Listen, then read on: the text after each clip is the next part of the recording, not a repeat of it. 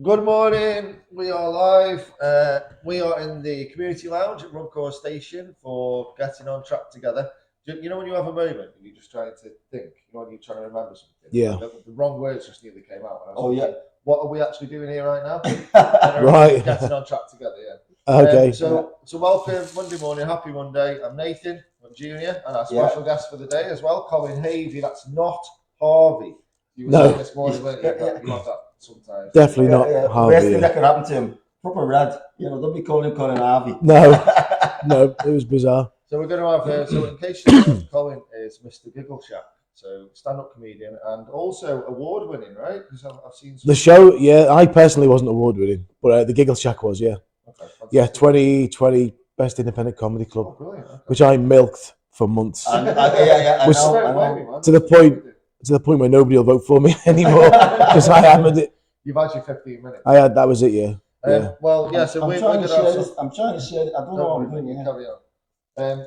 We are here this morning, getting on track together as usual. We've got a mix of amazing conversation with our guest today, Colin Havey. Do you want me to help you with that? So Jenny, right now, I'm a dinosaur. I don't know what I'm doing. Go up here, look. Yeah. Search on that, and then put in. There you go. That's the page. Yeah. And then go down to. It should be on the page somewhere. Yeah. Oh no, that's the group. That's why. Oh, that's the group. Yeah, that's the group. no problem. So you want it? That's it. That's the one. It's good to talk there. Yeah. That's it. And then there we are. Oh, shit. Share. There you go. Here we go. You see? Okay, technology, not my strong point, as you can see. So we're here this morning to have a bit of, as usual, a bit of a mix of conversation. We've got a bit of live music.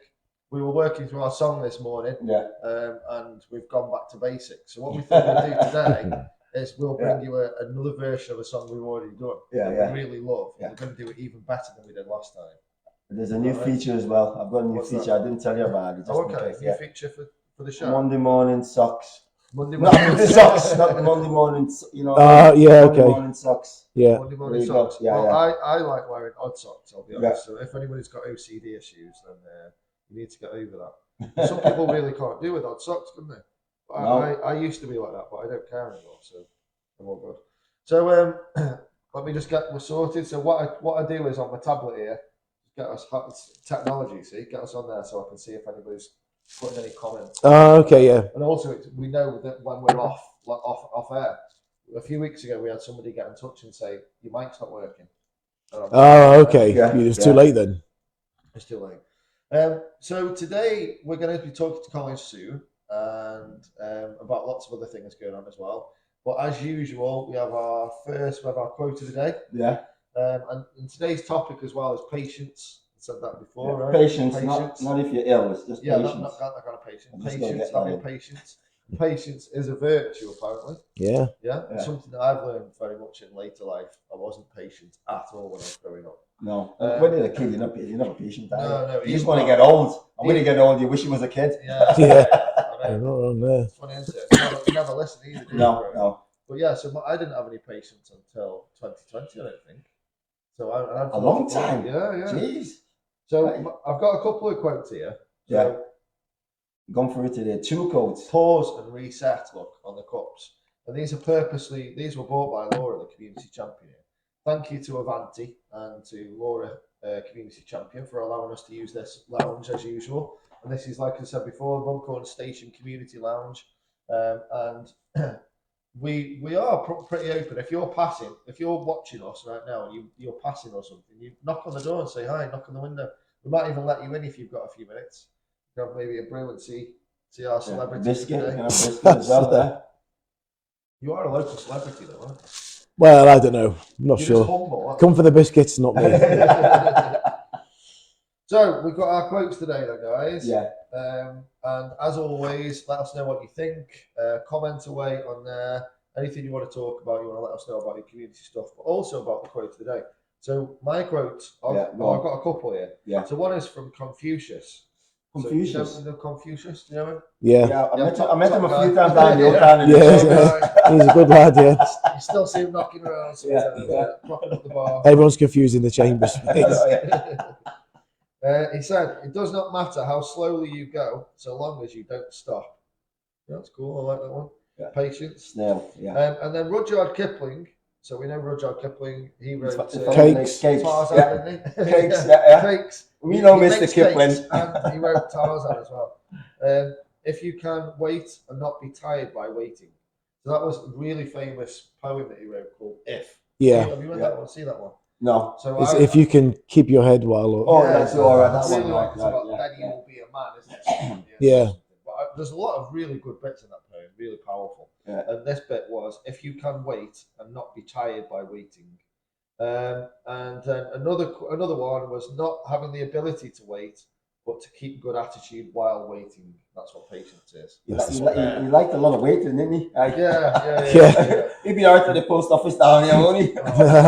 Queues. I always hate queues. When we went to, I always have a thing with queues, always have it. And when we used to go to Alton Towers back in the day, we used to go regularly because we used to live there. Yeah. Not in Alton Towers, but so we used to go there. And I always used to hate queues. But Florida, when you go to Florida, it's a whole other world. You know, you go down the kids are like, I'm lucky. And it's like 2 hours, just no, we'll come back to it. I'm lucky when I went to Florida. I've got family who worked in Disney, so I used to get it for nothing. Oh, really?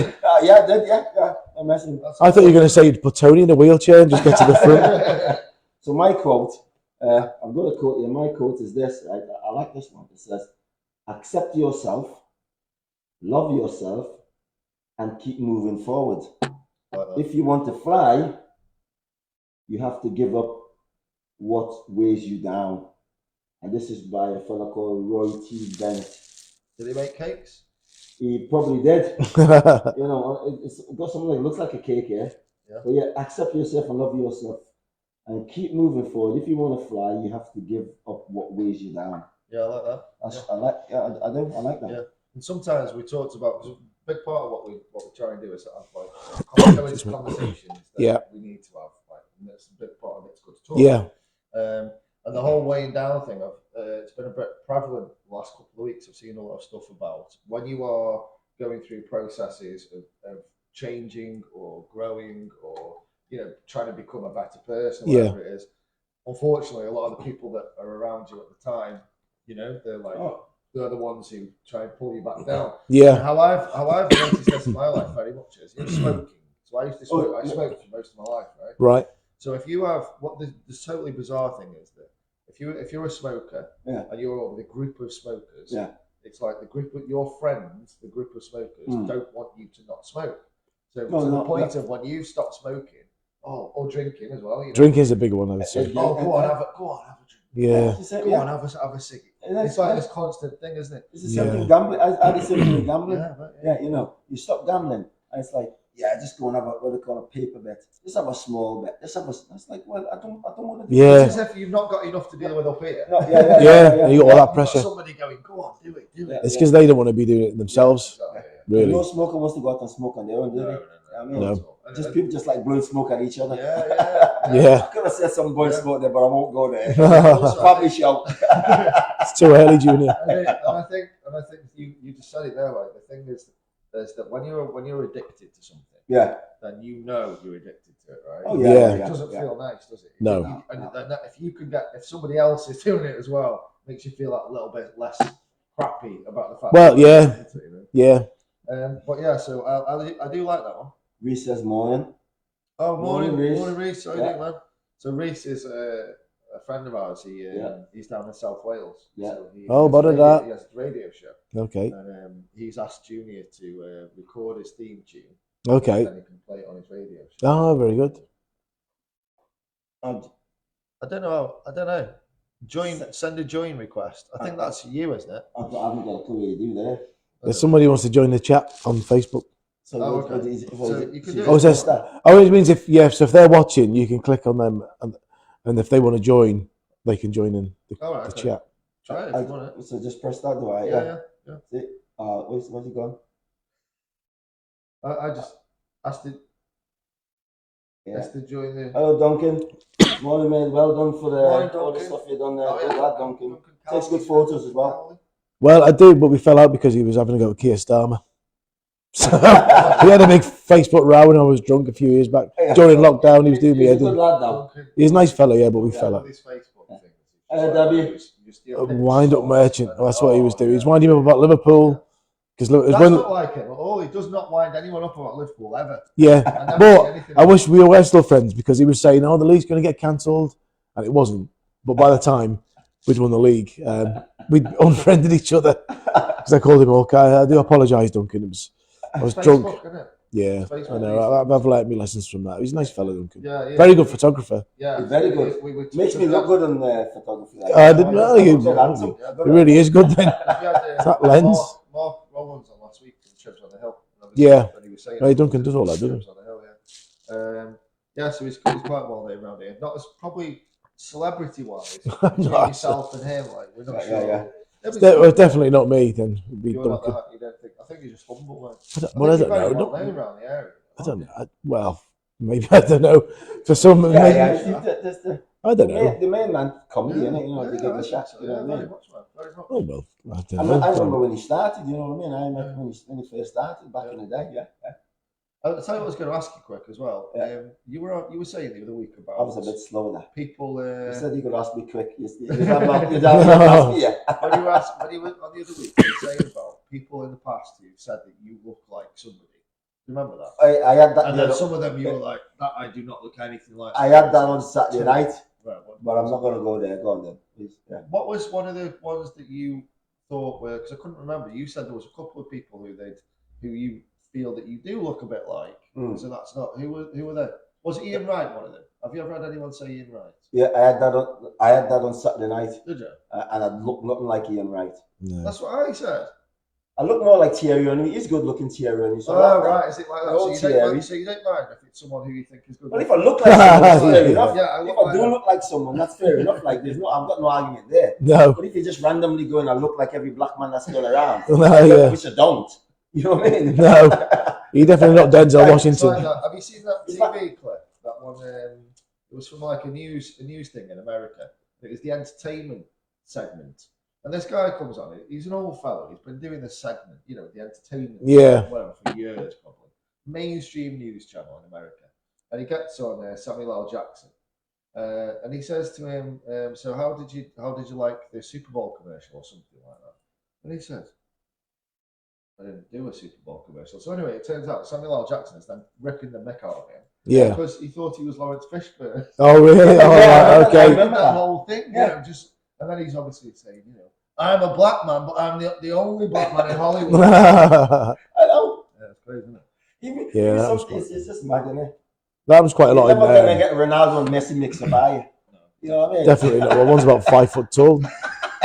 It happens in comedy all the time. There's a lot of black comedians, and they'd be put on a poster, and it'll be somebody else. It'll be different black comedians. Yeah. How can you do that? It's just crazy. Really? Yeah. That happened a few times. The same Colin, don't you know that? I don't see colour, Junior, so I don't know. I'm colourblind. I know. It's just madness, isn't it? I had that on Saturday night. So you had somebody. I had someone said to me. I walked past. I'm not going to say where I was, but I had someone said to me on Saturday as I walked past. Ian Wright. Ian Wright. I went, no mate, you got it, man. I said, Thierry Henry. I mean, and then went on to say, oh, Dion Dublin. Yeah, Dion Dublin more. I can go with that one. Yeah. Well, no, but, come round and save me house if you want to. It's like going down the list of anyone you know. Isn't it? Yeah. But it's mad, I mean. Yeah. Does it? One day I'm waiting for it to be called like Richard Branson or something like that. Richard Branson. Someone with money. I'm not sure if he'll get that one, I'll be honest. Morgan Freeman he's got money. Yeah. You've had Morgan Freeman as well. The worst one I've ever had, and this really insulted me. You're right. He's not bad looking, Thierry, Well, the fellow who used to do the Halifax advert. Howard. Yeah, no, he definitely looked like him. Yeah, sorry, if you're watching Howard, there's nothing wrong with him, mate, at all. Yeah, but I don't look like you, mate. I don't care. I don't look like you. That's it. Definitely. Yeah, to be honest, mate, that's scandalous. That there's not even any resemblance. No, don't even wear glasses or anything, do you? That's crazy. Real, yeah. So today's topic of the day is patience. It's lookalikes. Yeah, tonight, Matthew, I'm gonna be Ian Wright. He's not gonna be Ian Wright. Luke, can you do any impressions? I can't of myself. Can you do any impressions, Colin? No. No. I don't know why it took me a while to think of that. Oh, if you can think of any before the end of the show, like. Yeah. Sometimes I don't do about Christopher Walken. Oh, okay, cool. You know Christopher Walken? Yeah, of course, yeah. I'm not going to do it now, but I can. You're just going to walk off. You're going to do. Yeah. You're just going to do Christopher Walken. Yeah, full fighters. I like that. Yeah, I can. Sometimes when they come to my mind, Yeah, if I think of anything during the show. Though, isn't it? So when it comes to right. Yeah, it's like if somebody says, "What's your favourite song?" You can never just rattle it off like that. There's too many. Yeah. And we know that, don't we? Because doing all the years when you're behind the desk doing the DJ area, doing songs, and someone comes like, "Oh, you've got a good song," and then what do you want to play? Yeah, I don't know. You just can't think, can you? Yeah. Same with me in impressions. So today's topic is patience, and we wanted to talk about. We've got loads of events coming up as well, which we're going to be talking about in a little while as well. The 5 minute, we always share every week a 5 minute mood changer. So something that you can do if you're having a bad day. Remember that your day doesn't have to be accidental. You can change it. You can affect your day, how it's going. But one of the ways that you can do it, today's 5 minute mood changer is breath work. So just finding a pattern of breathing which helps you, and it can help you to calm down, it can reset you. And a really common one is counting 4, 7, 8. So counting 4 on your breath in. I'm not going to do it all now. And then counting 7 when you've got your breath in, holding your breath for 7, and then 8 when your breath out. It's all nice and relaxing, gets you reset so that you. And you know what? If you're doing this, especially at times when you're feeling a bit anxious or you're a bit stressed out, do something like this, and then you'll. It's amazing. Try for a few minutes. Nice calming breaths. A few minutes of that, and then you'll realise that you're so much calmer than you were before. Ray says morning, Ray. Ray Smith. Good morning, Ray. Thanks for joining us, mate. We're just talking about breath work, and today's topic of patience. So, in case you haven't joined us here before, this is Getting on Track Together. We're here every Monday morning, pretty much, in the Runcorn Station Community Lounge, and we have a special guest on a lot of the weeks as well. And today's guest, we have a local celebrity, a local comedic celebrity. He's Colin Havey, but he's very humble as well. So Colin he's a comedian, and also he does something called Giggleshack, which is putting on comedy shows. So talking purely from perspective of what I do with It's Good to Talk, because It's Good to Talk is mental health charity. Yeah. So it's all about normalising conversations, challenging and stopping the stigma around those conversations, providing direction for each other and things like this, right? Right. So mental health comedy is obviously fantastic because one of the best ways of raising your mood, raising your happiness, is through smiling and laughing. Yeah. So by you putting on comedy shows everywhere, you are changing people's lives for the better. Like seriously, aren't you? Yeah.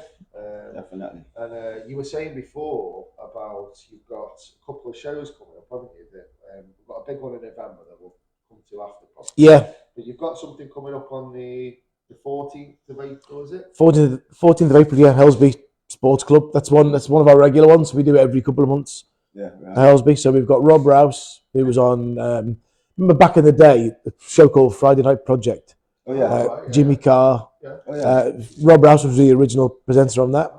He's also in a sitcom called Upstart Crow, which is written by David Mitchell, if you know Mitchell and Webb. Mitchell and Webb, yeah, Mitchell. And then Eddie Fortune, local comedian from Liverpool. He's amazing. He's in the middle. And headline is a guy called Steve Royal, who was on Britain's Got Talent in 2020. Oh, Steve Royal. Oh, Steve Royal. Was he that fellow who did all the impressions and all that? No. The fellow with the glasses. Who was, yeah. He does all the juggling. Yeah. He's amazing. He's so he's on. He's really good. He's headline. We get brilliant lineups. Like yeah. Get some top. Steve Royal was really good. Yeah. We had Rosie Jones last year. You know Rosie Jones. She came and headlined it. So yeah, come along. Fantastic. So that's the 14th of April. Yeah, Friday night, 14th of April. Yeah, and then that's in Helsby. Well, how do they get tickets? So you can, if you go on to jokepit.com is where we sell the tickets. But the best thing to do is find me on Facebook, just the Giggleshack, and message me through there. The event and stuff are on there. Yeah. And then Society Limited at the end, Society in Runcorn. That's the 30th of April. 30th of April. That's on a Sunday night, that one, yeah. That's... And have you got who's on there? Headlining that one, opening is a guy called David Eagle, who's a musical comedian. We always get 2 up and coming acts in the middle. Yeah. It's always important to give people a bit of stage time. Yeah, yeah. And then we get a pro headliner, who's a guy called Simon Wozniak, who's from Liverpool. Yeah. He's brilliant. It's a bit of a lower scale, that one. So it's like tickets are a bit cheaper. It's like new material, new acts. Or wasn't he? He doesn't play for Poland, no. He did though, didn't he? Yeah. I don't think so. Not this particular one. I'm sure there was a fella called Wozniak played for Poland. You're doing that. Wozniak, You're doing that thing like, are you Ian Wright? Yeah, just because that's a name. He's got a Polish name. That's just a name. But no, he didn't play football for Poland, no. Wozniak. I like that name. No. Yeah, he's really good. Yeah. Yeah, so if you just check us out on Facebook, you'll see all the events. Looks like you've got some things to be looking forward to. I have, mate. Yeah, loads of stuff. Yeah. So coming back to, we have a few questions. Yeah. And Hello, Laura. Laura. Hi, Laura. So Laura, you met Laura briefly before. She's it's next door. Yeah. Okay. She's Yeah. the community champion. So the whole reason this room's available. Yeah. Is it used to be the first class lounge. Yeah, it did. Yeah. Being used. You know, it's like the thing where everyone's peering in through the window. Yeah, trying to see someone famous. To get in. Yeah. But now, so then she said to the company, she said, can we use it as a community lounge? Yeah. So obviously that's what's happened. And then now it's being picked up as other stations. So I said, should we? Okay, that's really good. Trailblazers. Yeah, very much, yeah. Yeah. And we, like I said to you before, we do a drop-in on a Friday afternoon. Yeah. From 12 till 6. So it's just like a space, it's where everybody can just come and sit down and chill out. That's amazing. If you're having a bad day or not, I suppose, whatever it is. Yeah. But lovely plants, Laura. Thanks for the plants you've got out. That one that leaked. Yeah. And Laura, can you put me in touch with Johnny Vegas, please? Oh, yeah. I understand you know Johnny Vegas, so yeah. Might have some work for him. Yeah. So, in case anybody doesn't know then, Colin, can you tell us what you do? Yeah, so I used to be a comedian. I'm not a comedian anymore. I do compare, but I do. I host and run the Giggleshack comedy nights, which are it's basically me turning up at different venues, booking brilliant comedians, and just trying to give everybody a good time. Really, I do have a full-time job as well, which is we discovered before. I work for a software company, which instantly makes people think I'm really clever, but I don't know anything about the technical side of it. I just sell contracts. But that's my main job. But the thing that kind of keeps me going is the comedy. Yeah. Outside of that, that's what I just love it. It's just fantastic. So, but you just said you're not a comedian anymore. You mean that you don't perform stand up? Yeah, so I don't go up and down the country performing. I've done that for a few years. I enjoyed it for a while, but then I started doing the Giggleshack and kind of realised my opportunities were a bit limited in stand up because it was all right, but I was never going to be. A lot of people say to me, "Oh, you shouldn't put yourself down," but you've got to be realistic, haven't you? You know, I mean, I'd love to think I could play for Liverpool, but I know it's never going to happen. So I just thought, right, I want to make a go of making money or making a living from comedy. Yeah. My talents are in promoting, booking other comedians, and I still get up on stage because I get up and I compare. So I'm still involved, but now I just don't drive up to Hartlepool on a Thursday night for 50 quid. Don't tell Jeff Stelling that. Jeff Stelling, no. Well, even he's living in London. Nothing against Hartlepool, it's a nice place, but yeah, I just enjoy doing that more. Bringing the main focus or ethos behind the Giggleshack was bringing the big comedians that you'd have to go to the city to see, not the shopping city, the big cities to see, and bringing them into the community so people could have access to them. Not costing a fortune. The tickets are decent price. No, they don't have to pay for hotels and taxis and stuff like that. So I really enjoy that side of it. There's people who've seen, and there's a load of amazing comedians out there that just because they're not on the television, people have never heard of them, but they're just as good as some of those acts that are on the television. So it's opening people's eyes up to that as well. You just mentioned before about it's really important to have up and coming. So the one at Society. Yeah, so you have a couple of. So are they local people? Are they? They do. They tend to be. I mean, they can come for wherever they want, but because I pay somebody towards expensive because it's not a particularly expensive night, and I don't really like people apply from all over, and I feel bad if someone's from London. I wouldn't want it to come up for just a few quid for so people petrol. Apply. So how does it work? So what do you mean? So a comedian, young comedians, you'll put the ad out or the call out? Yeah, so there's a few ways of doing it. So because I was on the circuit, I know quite a lot of comedians anyway. So a lot of times I'll approach them directly, or I'll find out who their agents are.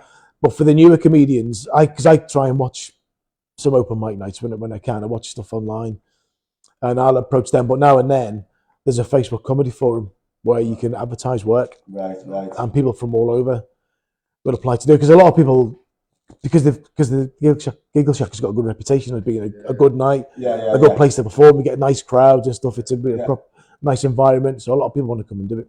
But I feel bad dragging people from all over the shop to come and do it. Like, if someone wants to come, I know, but still, it's my conscience. It's just like, only pays a few quid for petrol, so I prefer either local acts or people that can do a car share. Yeah, of course. Because I feel rotten. So comedy is similar for music for me. I'd go if I want to play somewhere. The money side of things wouldn't bother me so much. I'd go if someone asked me to play, like as a songwriter, writing original songs, and someone said to me, "Come to London and play." I'd want to go and play this place because not for the money, just because I said I've played that place. Yeah, you know that. You know that. And I was the same. You know what I mean? That's the kind of thing. You know. I'm sorry if someone in comedy for the right reasons they'd come and play a gig. No one says about a play a gig because there'd be something on their CV to say that they played your gig, haven't they? You know what I mean? Maybe. If you've had big names on your bill, and John Smith decided he's a comedian, he wants to come, he could go back, and then you want to go. They said, "Oh, I've played the Giggleshack, so you know well. That's had a good reputation, so you must be okay." Yeah, I know. I mean, I used to do it myself. I went down to London to do gigs, but I just me being a bit soft, really. You're the promoter, so you just gotta go. I know. I'm promoted with a heart. That's the difference. That's why I won the award, which I don't talk about. You took that award everywhere. I did. I took it to America. To Chicago. Took it to Chicago. Yeah. I remember, Took it to London. I took it everywhere. But then, brilliant. And the more people kept saying, "Oh, won an award, have you?" The more I kept doing it. Yeah, but I'll carry on. It was great. I thought it was funny that he was going there and taking it and going like that. You're right, because you worked hard at doing what you did. Yeah. Why should you milk it? Bloody right, yeah. I mean, you know what I mean? It has meant I'll never win it again, but still, I've still got it. I still got it. Yeah. You've won it once. Yeah. Alan Shearer only won the Premier League once. You know what I mean? That's it. That's all you need now. Still dimes out. Premier League winning football, award-winning comedy night. What was the actual award for? It was they have like the Northwest Comedy Awards, and it was the best independent comedy club. So it's basically the best comedy club that isn't in a purpose-built venue. So it's it's so nice. I wouldn't for that. Really good. That's brilliant. Yeah, it was. I was so made up. I was. I mean, initially I was not milking it, but I was telling everybody because I was so proud. Yeah. I've never achieved anything really. I mean, obviously, life in itself is an achievement. Getting a job, getting yourself dressed, is it? But to do something, to win something for something, because I'm obsessed with comedy. I've been since I was a kid. Love it. Listen, I live and breathe it. So to win it for something I've set up and to get voted for by comedians and promoters, it meant the world. So I did. But then when people start getting a bit snarky with it, I thought, well, I'm just going to make it. It's the haters. It's the negative. Them people don't matter. I know. Because they're not doing nothing. They're not doing jack. And you've done something. And you should you're milking it for the right reason because you've done it. It's you. You've given it to you. You've done it. So some people, they can say what they like. Yeah. I mean, I don't give two monkeys what people say. Even if people could call me rubbish at music, sing at guitar. I don't care. Yeah, it doesn't matter, does it? Because I enjoy it. It doesn't matter. You know what I mean? Just since as a kid like yourself, so I'm still doing it. I'm still doing it for the right reason because I love it. Yeah. You know what I mean? So that's it. And it's funny, like we are in this country, we sort of it's like we're taught to not, don't be shouting about what you've done. Yeah. Know your place. Well, exactly. That's the working class guilt, isn't it? Yeah, we feel like we've got to. Well, I want to. But I think it's really good for us to really acknowledge what we've done. When we're doing good and be like, you know what, I've done this and I'm owning it. So well done, you, man. Yeah. Cheers, mate. Let's hope we do it again. So, what would you say is your main motivation in life then? Just honest to God, it's going to sound a bit cheesy. Just to be happy. That's not cheesy. That's perfect. all it is. Just to 100%. Feel comfortable in your skin. Yeah. And just be happy and just have a good time. Yeah. That's all you want to do. Proper. Because life is very short. I'm very precious, and I'm very fortunate. I know this is focused on mental health. Touch wood, I haven't really had. That needs cleaning, by the way. I don't know if you have in there. But just try and be happy in your own little bubble. There's so much. I just nearly swore there. There's so much stuff. It's a family show. I know. Sorry. There's so much stuff going on, if you in the world at the moment. If I don't watch the news. I don't read newspapers. We have some great guests. Stay clear of all of that. Because during lockdown, and one of the reasons I felt like Duncan, I feel bad about it because he's such a lovely guy, but it can get too much. And you put Good Morning Britain on, and Piers Morgan's screaming down the camera at somebody, and they're all talking over each other. And you put BBC on, and this is happening, and that's happening. So I just thought, I mean, there was always a kind of positive outlook before that, but I just switched it all off. And you know what I started doing? Instead of watching the news, because working from home, because we were all, do you know it's 3 years ago today, I think, that we went into lockdown was announced. Apparently, just seen it for you. I started watching Michael Palin. So I'd have work up, doing work in the background, and have Michael Palin pole to pole. Around the world in 80 days and all that. It's just a positive, he's just a nice fella. Just positive, and just block all that stuff out, because obviously you can't ignore all that stuff that's going on. But we can't do anything about what's going on in Ukraine. So getting down over it is no point. So just be happy in your own little bubble is what I would say. I like that, mate. And it's something that we fit in with, like we recommend it to people to turn the news off. Exactly the reasons that you're saying. Give yourself something to look forward to. Fear, constant. Putting it down. And don't do this. Don't do that. Go into that mindset, isn't it? And you can drag it down. It's like when we have cold weather. Oh, if you got up today, you might die. Then it's too hot. Oh, people are going to die in the hot weather. Like, shut up. I'm a Solero. Shut up. I really like this. I've mentioned it before. This little quote that I saw, and it was something like, "Turn the news off. And go and speak to your next door neighbour, and you'll realise that we're not as far away from each other as if you get exactly. Next door neighbour, that is. If you've got imagine. I think, like talking to each other, whether it is like on the train or wherever. But when you're looking at all that stuff, you can just arguing. It's just not good for you. Totally agree. Graham, you go and fake. I mean, I was just as bad, especially when it comes to the Tories. Again, but not your missus, the Tories. And I'm not as bad now, but I used to get so angry over it. And it's like, what's the point in doing that? That's why I've seen it. I don't think about politics no more. You know what I mean? No, I do still. So I try and avoid it because I get so angry about it because I hate. It's like it's the injustice of it all and the cruelty is like there's no need. That's what really because I'm single bloke, live by myself, got a job. So you look at the camera then. So. But under like this type of government, I'm all right because I don't have any children. I don't know. Such a cliche, that isn't it? But so I'm all right. But it's just not fair for everybody else. It's just not right. That's what gets me so wound up. But do you know what? That's something that it's. I feel like it is. It's okay to be angry about. When you're, as I find exactly the same. I'll be having a conversation with people, and then I'll be like, right, okay. I can't talk about this anymore at this moment because I can feel.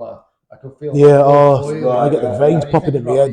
How unjust that it is, and like when you think about people's situations. I mean, my situation isn't great, but I mean about so many people who are so much worse off. You've got this pyramid. You've got the top of the tree there, sitting there laughing at everybody. It's not right, is it? It's not right. They're having bloody grouse on toast and stuff like that, and we can't even afford. You can't even get bloody tomatoes, can you? In quick save. It's crazy, man. It is, but I think this is what I like about great guests. Yeah. Because obviously I didn't know, but straight away you're like, hey, don't watch the news. It's like sitting with friends again, isn't it? Watch Friends as well. It's always nice. It's nice to watch. Are you thinking like Jennifer Aniston when she was? That's exactly as. Yesterday I watched 2 Jennifer Aniston films. Marley and Me, which it was a mistake watching that while I was chopping onions because that's the only reason I was crying watching it. And then I watched Murder Mystery on Netflix with her and Adam Sandler. It was really, really good. I just watch comedies, man. Just got a new one out, I think, or Murder Mystery 2. Oh, have they? Oh, right, okay. It was really, I really enjoyed it. I always try and watch a lot of comedy. Always finds me that cheers me up. But just give yourself something to look forward to every day. Doesn't matter what it is, even if it's like Like, well, there's one day I was feeling a bit down, a bit fed up, and I looked at my freezer. I had crinkle cut chips. It's like, right, tonight I'm having crinkle cut chips for my tea, and I was made up. Yeah, I look forward to that now. Yeah, I love exactly. crinkle cut chips, man. Everyone loves crinkle, and I didn't know I had them. That was the bonus ball. Yeah, that's a surprise. Yeah. Talking about comedy, is that thing? Me and my wife watched this thing on TV called A Town Called Malice. Have you seen it? I have watched it. I only watched it last week. Oh, brilliant! Yeah. I loved it. Have you watched it? I think it's hilarious. The 80s soundtrack. Yeah, it was. I absolutely loved it. It was good. Like, was it a comedy though? I didn't notice that bit. Well, I thought it was. There's plenty. I thought there's plenty of comedy in it in respect of the mother and the son. They look. I mean, there's no way they look like mother and son. He was about 6 foot something. Yeah. She's about that. Oh yeah. That's his mom. It's like, and they looks clearly not. You know, and the way they dress and the dancing, doing the David Bowie. You know. Yeah, that was a bit mad. I was laughing because some of it was just a bit crazy. The music in that was good. While they were doing this, they couldn't have been serious. Yeah. Filming and doing that. Yeah, it was a bit over the top, cheesy London. It was. I loved it. It was good. I absolutely loved it. I'll watch it again. Did you something that we didn't put on the questions? Yeah. Because Junior had sent you over the questions. Yeah. That I added it in at a later date was is there when was the last time that you remember feeling really either lonely, or feeling like you were the odd one out from something? So even back to school days, sort of thing. Yeah. Well, it was about 11 years ago. Because I think I've always had this nagging thing in the back of my head that I didn't want to be doing what I was doing. Yeah. I knew I wanted to be doing something else. Yeah. So a lot of jobs that I've had, I've just, because I've worked in, it's not too much a sales role now, but I've worked in sales for O2 and stuff like that. And everyone in there appears to be loving the job, but I hated it. Yeah. And I might not have been the only one who hated it. Yeah. But I was the only one that told everyone I hated it to the point where that's probably why I ended up leaving. Yeah. Yeah, but I just thought, why am I the only one who thinks this is a pile of rubbish? Yeah. Where they're all loving it. And it was because I ended up leaving O2, and you actually saw my Edinburgh show. It's kind of about this. Yeah. So in 2012, my Edinburgh show was called 2012. And I've spoken with this on another podcast before, but I ended up left O2 to do another job. Didn't work out. Ended up working in recruitment, and I worked with this woman, and she loved it. She loved the job, and I did for a little bit, about 5 minutes, and then realised I hated it. And this girl was loving it. She come in every day. She lived and breathed the job. She loved it. And I was thinking, God, what an idiot she is. Like, she absolutely loves her job. I hate it. I think, I'd make me stupidly thinking I'm better than her because I think this job's rubbish. And one day I just thought, because I used to wake up in the morning in a cold sweat of the thought of going into work. I used to get the X1 and the Arriva, bring that back, by the way. Just strap the X1. And I'd see people like, I'd get into town, I'd see people like delivering toilet roll to the supermarket, and I think, I wish I had that job. I wish I'd done every job. And I thought, who is the real idiot? Who's the sad one here? Is it the girl I'm going to sit next to, who's going to spend 8 hours living her best life, or is it Muggins here, who sat there doing a job that I absolutely hate? So then, and you go to all these different conferences, and they all loved it, and I was really struggling financially. It was just an awful time.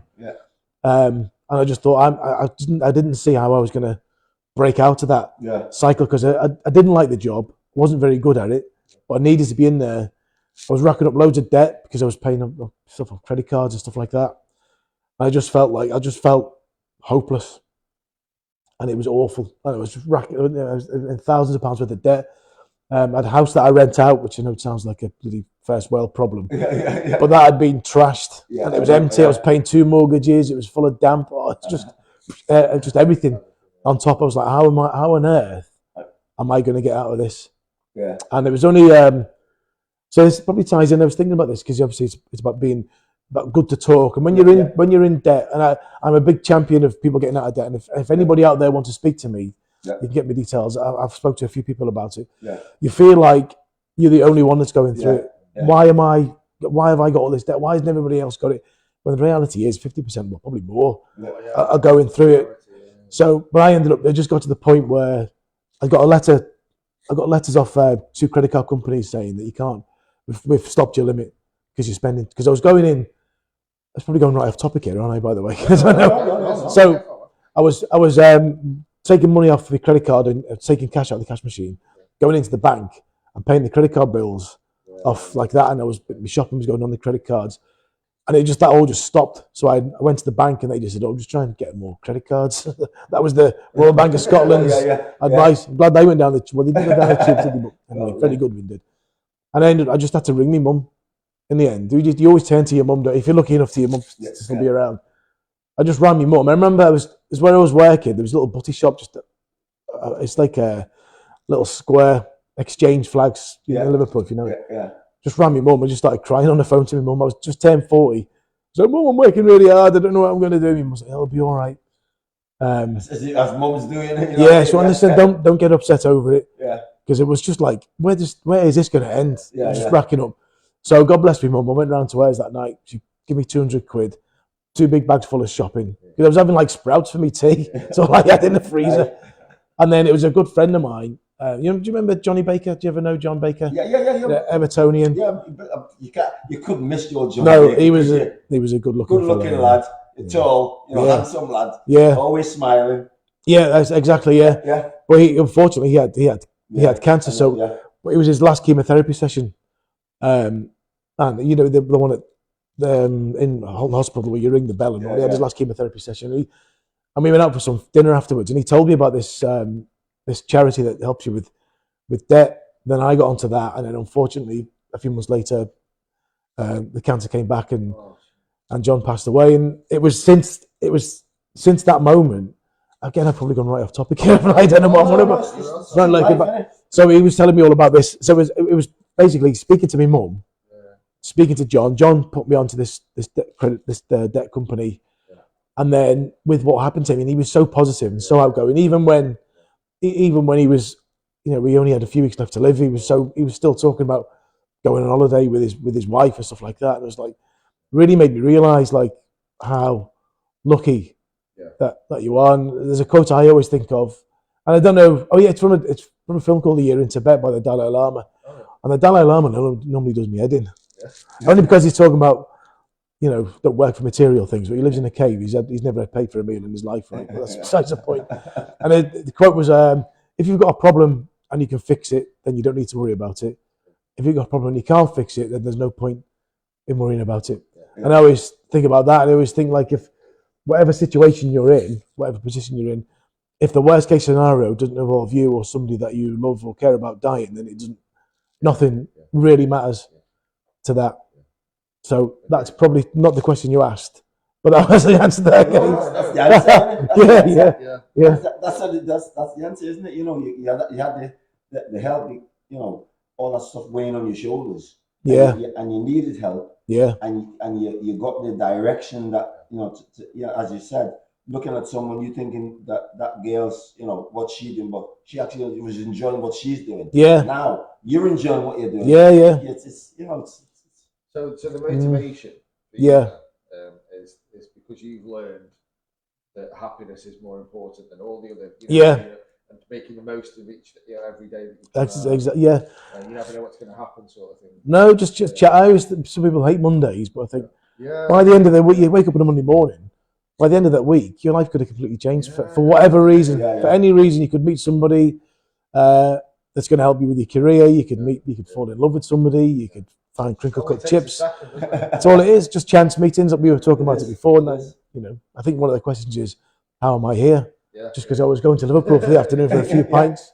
Junie was in here and it came. And this one started all them years ago when I first met you at that comedy night. Because I'd seen him around Runcorn, around Runcorn for years. Johnny. You see Johnny all the time. You know what I mean? And then when I walked in this place in Allerton, and Colin was there, and I thought, I know that lad. Yeah. Runcorn, because I'm from Runcorn, he's from Runcorn. I didn't know anyone, so I'm like, all right, I was going and that's how we met. So since then, them years, I've even been to Edinburgh to watch him on his comedy set. You were up visiting your friend, weren't you? And he came. We met up in Edinburgh, went to watch him on his comedy. So that's when Paul Smith was in there.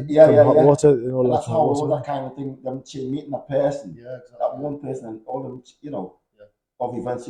I always see Colin at music events because he loves music as well. So bump into I mate. See you a lot, don't I? So it's fine. A lot of the time I try and go the other way, but he still sees me. I often was saying to someone recently about, you know how all these, like you were saying, the chance meetings that you have. Well, I'm a big believer in it. Yeah. The right person, the right place, the right time, and all this, right? Yeah. But it's when I realised so much that you can't, if you just carry on through life and you have your blinkers on, you know, like what you're encouraged to do. Yeah. You can't see this stuff. No. So, you know, everyone's so stressed and scared and Yeah. on that machine, you know, you've got to keep going. Got to get up, got to do this, got to do this, got to do this. You don't have time to then look at do you know what? I met this person. Yeah. I met this person and I've had this conversation and then this has turned out to help me in this. Like, Yeah. It's only when you actually open your eyes properly, isn't it? And then you realise, wow, you know, all these amazing interactions I've had and how they've led to other interactions and how you're saying now, what you said, your life experience and how that fed into you being today. Everything's like this tapestry, isn't it? It works, exactly. But you've got to open your mind to everything and get up. I was talking before about being in a bubble, which sometimes you've got to do it. Yeah. I mean, your bubble includes everyone, not just you. Yeah. But you've got to be open-minded, and I'm pretty shy. I'm not one who could go up and, sometimes I can, if it depends on if I had a couple of drinks or not. That just go up and start talking to people randomly. Yeah. But when I do, and you just chat to different people from wherever, it's amazing. Hearing people's stories and stuff. It's just so, and like you never know who it could be. No, you never know who you're going to meet. And what they're going through. So we have a men's group. So if you're local, then on Thursdays we have a men's group at between 7 and 9 at the barn at the Bears Port in Frodsham. Non-judgmental, totally relaxed, safe space, confidential. And with that, one of the things that is amazing for me is when you sat there and you're going through all the guys, because everyone has a chance to talk about their week. Yeah.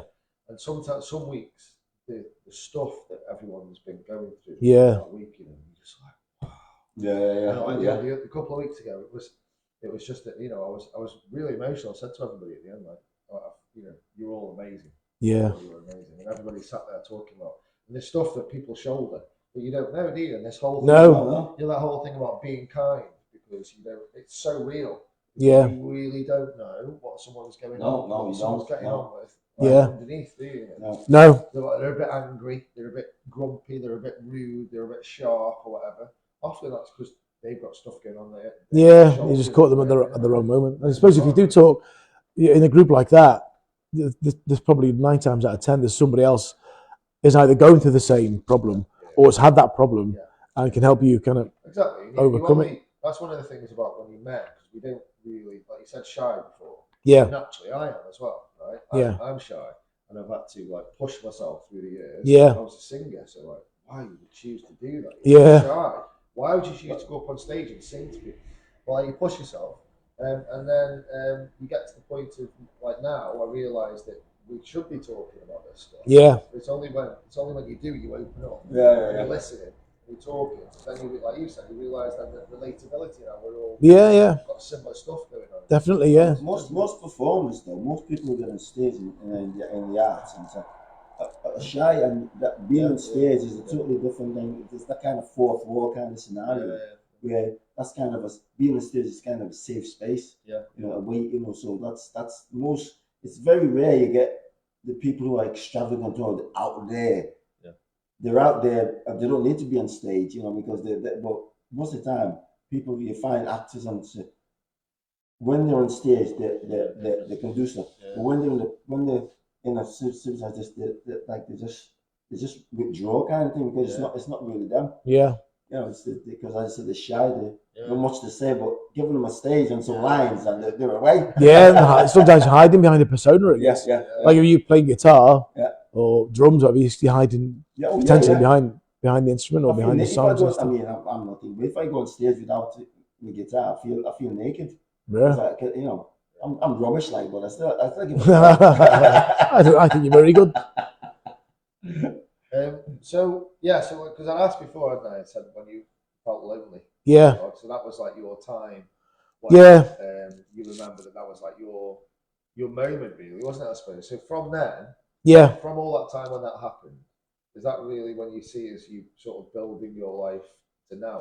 Yeah, definitely. Because I'd had a couple of cracks at stand up.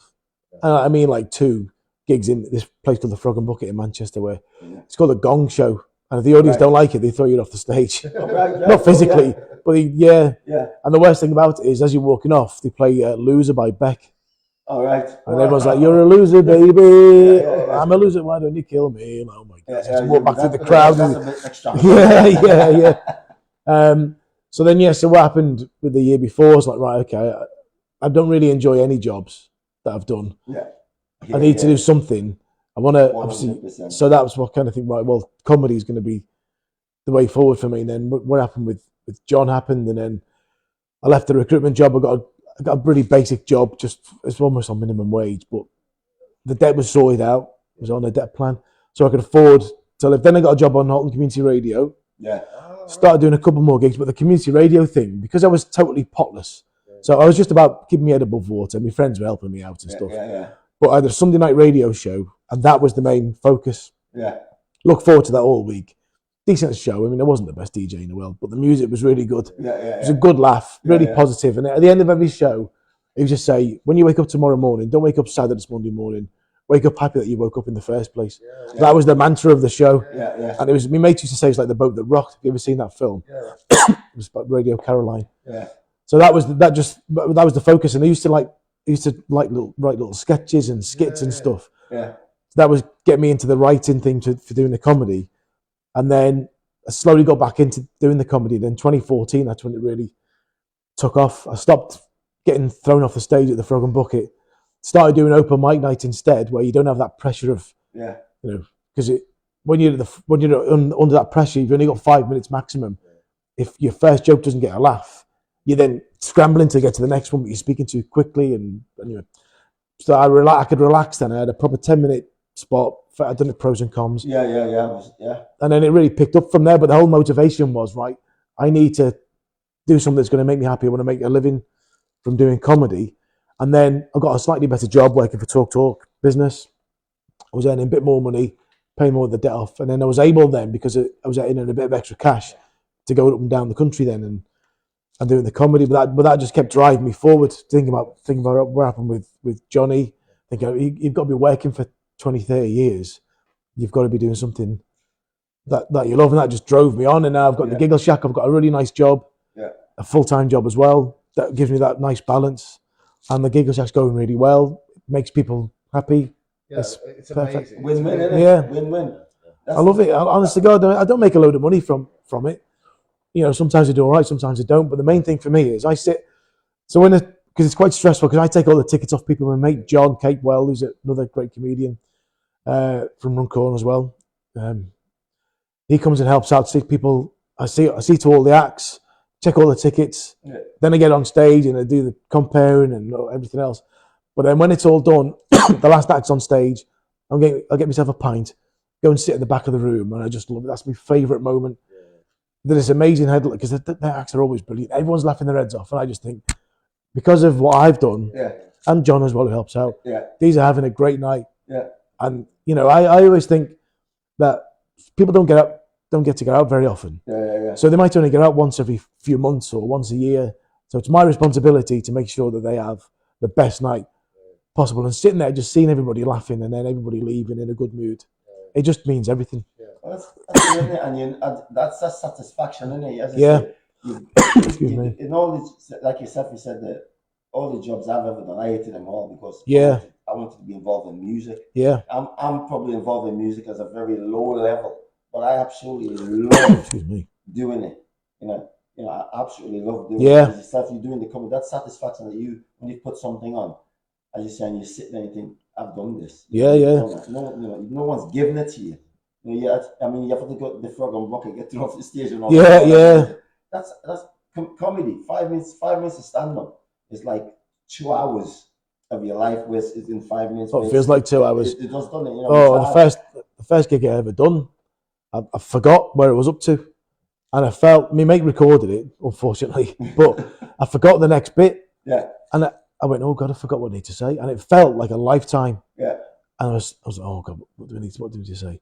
And then I kind of moved on. Then I got chucked off. But my mate sent me the video, and it was literally, honestly, God, it must have been 5 seconds. That I was stood there, did not know what to say. But when I was on there, it felt like 5 minutes. What do I do? What do I do? So the Frog and Bucket, so you can go there And if you can keep going back, can you?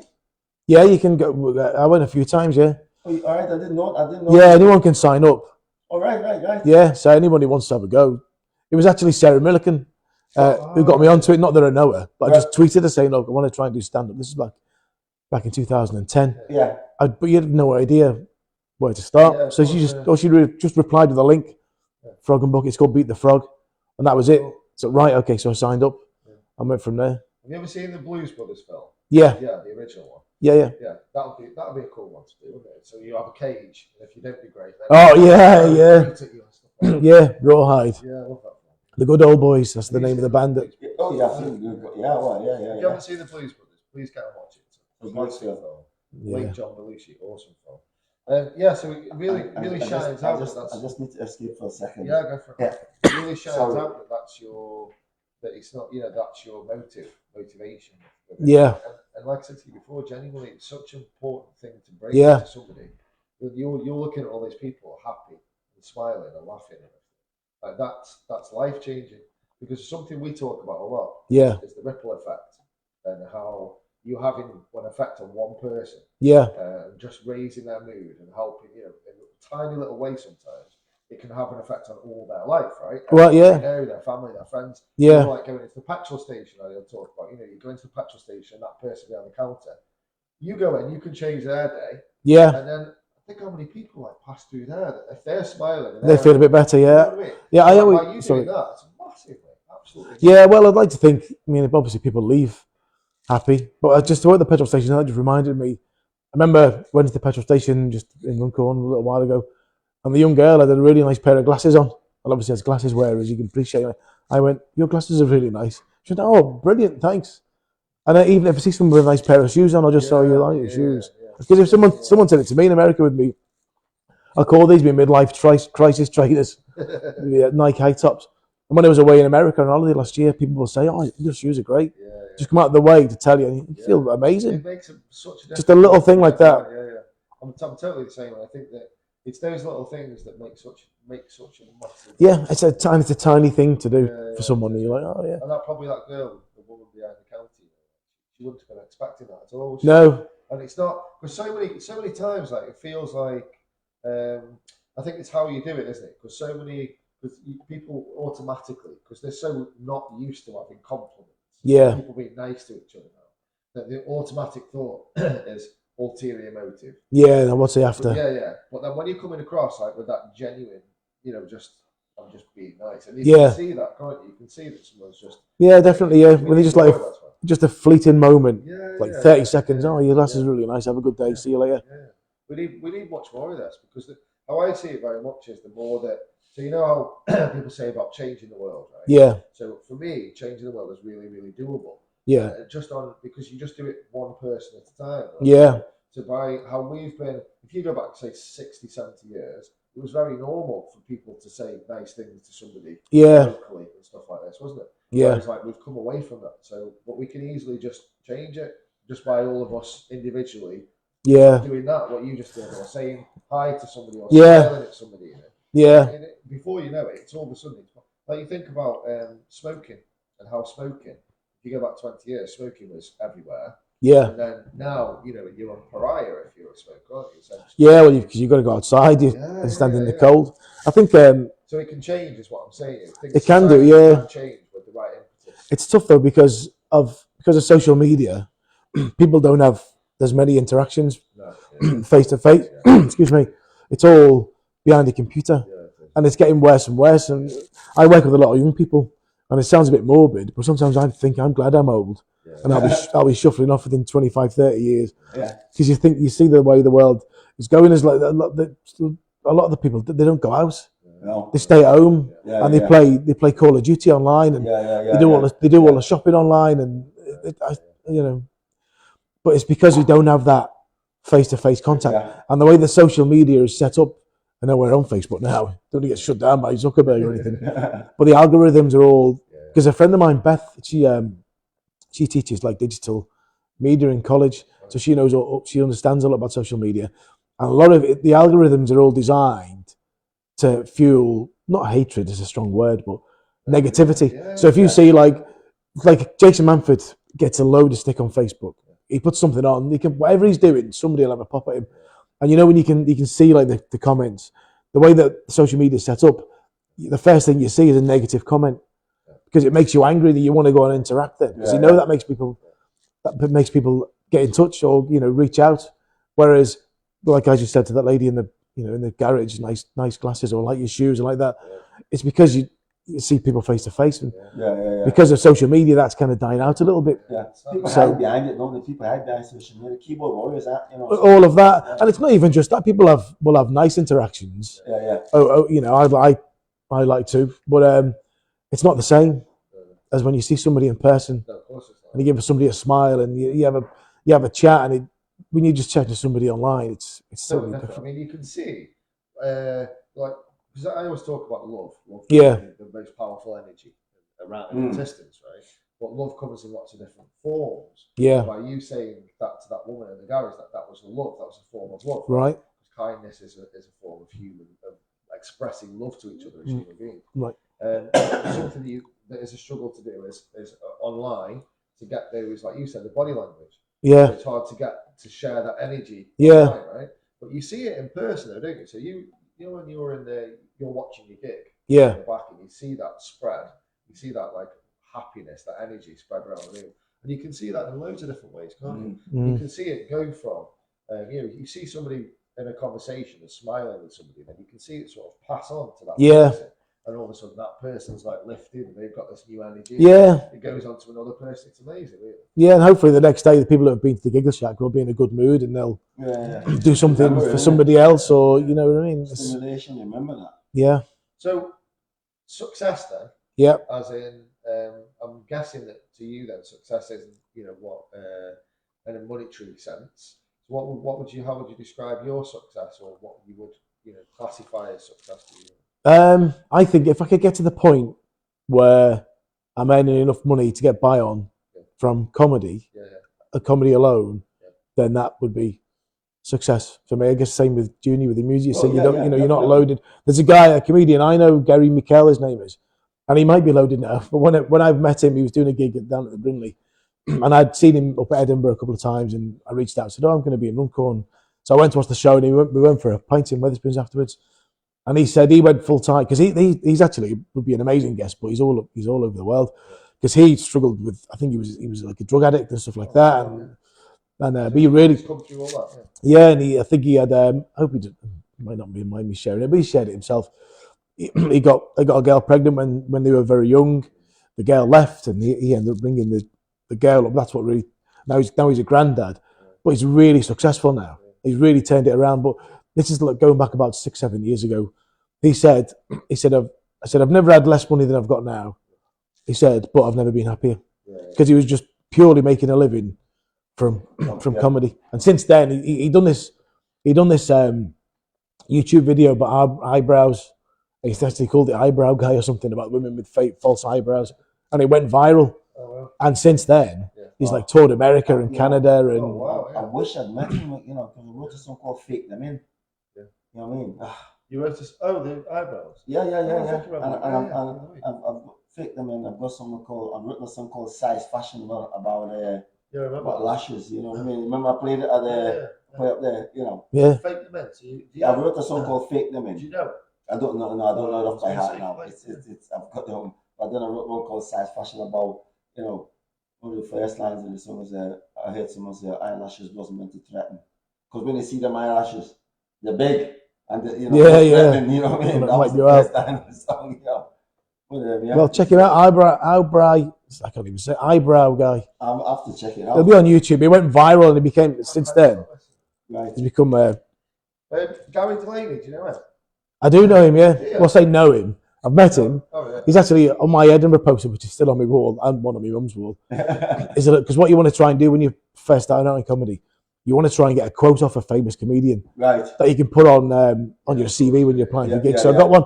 He was one of the nicest people ever. We were in like the green room was a kitchen in this club in Conway or Colin Bay, and he gave me this really nice. He's such a nice guy because he was headlining, and he stood at the back watching me, and he's giving me loads of nice tips and nice advice, and give me this nice little quote. Right. But he's brilliant. He's married to Sarah Millican. Did you know that? Oh, right. No, Yeah, I didn't yeah. know that. So do you see Gary Delaney? No, He's no, like, he does all There's this one-liners. one-liner kind Yeah, of thing, isn't he? brilliant. Yeah, really. the one-liner. He's a one-liner guy. Well, I thought Tim Vine is my favorite one-liner guy. Yeah. There's another guy from Canada. Stuart Francis. Stuart Francis. Yeah, He cracks me up. I love one-liner fellas because Tim Vine though is the best. Well, he won the thingy for the best line. He says, "What was it about? He bought a holiday for Once in a lifetime holiday. Yeah, and never again. Never again. Yeah. You ever seen the song he did about? He done a song. What's he called? What's the song he did? What's the song he did? I can't remember the song he did, but he done a song about his. I can't remember this. I have to look it up. But check him out anyway. And Tim Vine doing this song. Brilliant. Yeah, Tim Vine's good. Gary Delaney's Tim Vine is a bit more family friendly. Yeah, very much. Gary Delaney's a bit darker. Oh, right. I'll just check Gary Delaney out then. Yeah, I like Gary Delaney. Then I'll have to check it out. Yeah, he's been on like a massive tour at the moment. He's been touring for about 2 years, it feels like. Yeah. Comedy.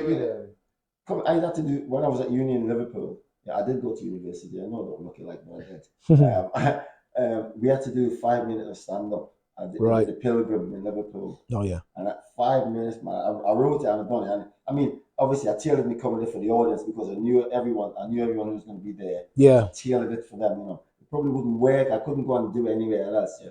For that 5 minutes though, I was hilariously funny that night doing that. But there's no way that'll work if I went down the down thing and tell them jokes. It just wouldn't work because you don't know what I'm on about. All right, okay. You know what I mean? Yeah. And that's the thing with comedy, isn't it? When if you're doing your comedy, I suppose you got to tailor your material for your audience. If you can, and a good, I mean, I don't know what a comedian is, but I guess I'm good comedians that can make stuff up on the fly. If you get a heckler, you've got to be able to come back because the last thing you want a heckler is to get one over you on stage. Then you're done because they'll demean you. So I suppose a good comedian. If someone heckles you, you gotta be able to not so much put them down, but make them know that they might think they're funny, but they're not as funny as you being on stage. You gotta put them in a place. Well, yeah. Or sometimes I can't remember thinking of any examples, but sometimes you do get a funny heckle, and you just admit defeat. Go, I tell you what, you've got me there, and don't try and show them that they've got to you. Because sometimes someone will chuck a zinger at you, and you just go, you know what? Yeah, I'll give you that one. Do you have a list of go-tos in your head?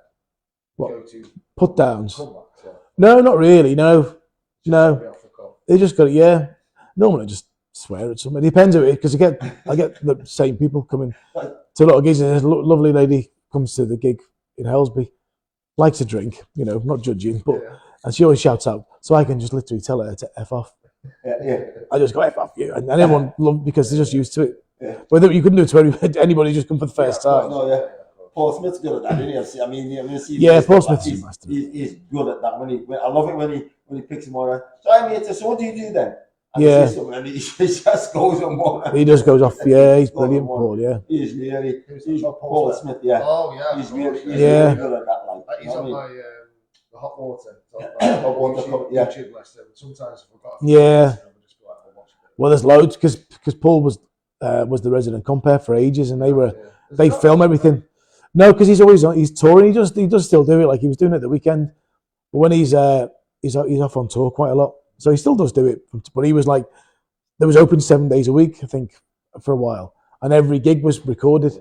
So Paul was on stage every night, and he's a brilliant compere. So there's loads of content of him. That's how we got to where he was. It worked out well, wasn't it? But I think the thing clever marketing and stuff. I remember seeing him. He was saying that he was basically trying to say that I'm like this, so I'm a bit of a Diaz. He was saying, right. So I'm a cocky knobhead. He said, right.